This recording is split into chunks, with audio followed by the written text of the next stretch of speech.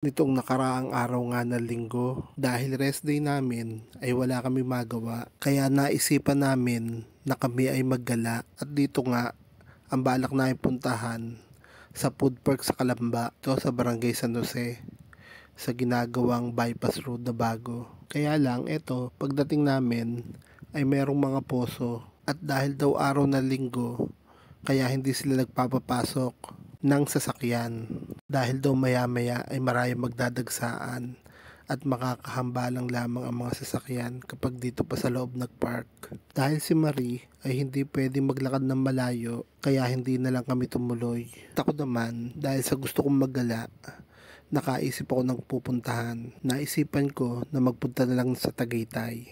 Pero dahil nga linggo ay kabisado na namin na traffic kapag sa silang kadumaan. Kaya eto, dito kami dadaan, Calamba Tagaytay Road, papunta sa Bunggo. Dahil meron ditong bagong kalsada na ginagawa pa at ngayon ay nagiging pasyalan. Dito sa tulay nga ang mga picturan, eto mga kabataan.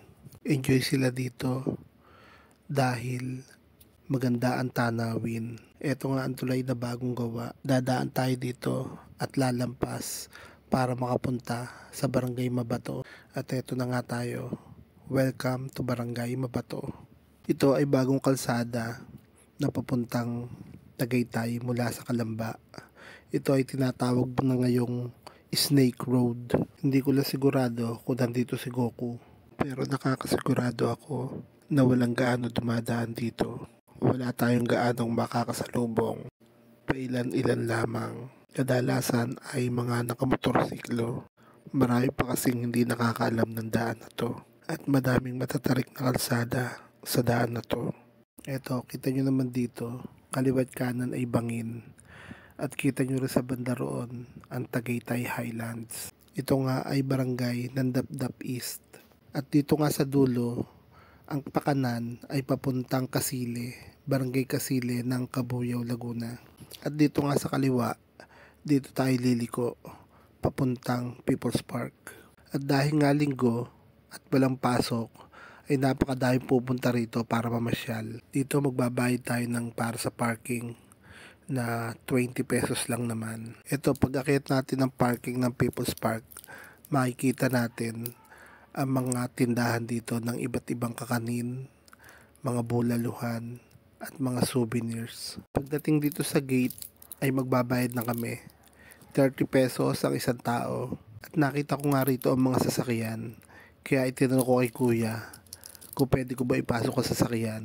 Pero hindi daw pwede. At ito daw mga to ay mga shuttle o yung mga naghahatid din sa taas.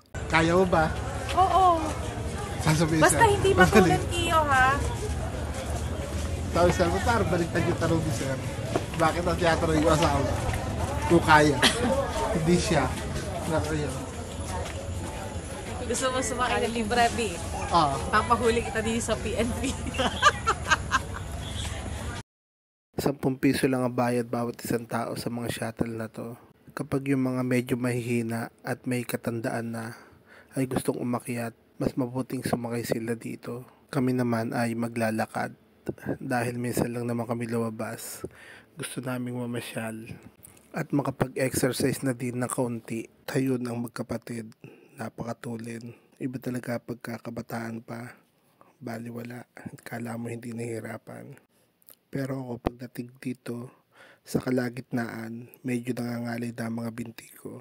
Pero syempre, tutuloy pa rin ang paglakad natin para umakyat. Dito ko na nga sila inabutan, nagme-merienda habang nagpapahinga. Pagkatapos kong uminom ng tubig, balik na uli ako sa paglalakad. At ngayon, aakyat ako sa tinatawag na 360 degree view deck dito sa People's Park. Ganito ako umakyat na hagdan. Medyo madali lang to dahil kukunti lang naman ang baitang.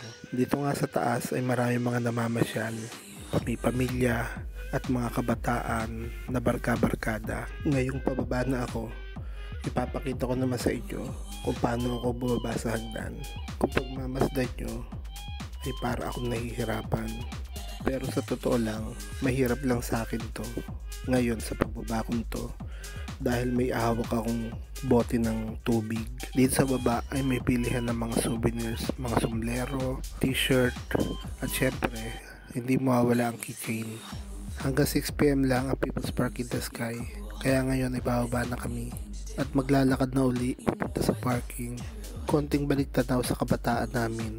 Dito sa People's Park, dati noon, sa parking area na to kapag gabi ay pwede pa tumambay. Dati noon, dito pa kami nagkakasiyahan ng barkada namin at pagkatapos ay dito na rin kayo matutulog.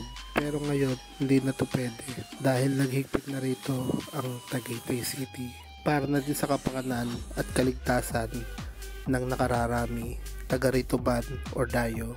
Hanggang dito na lamang. Salamat sa pagsama sa amin sa aming munting pamamasyal.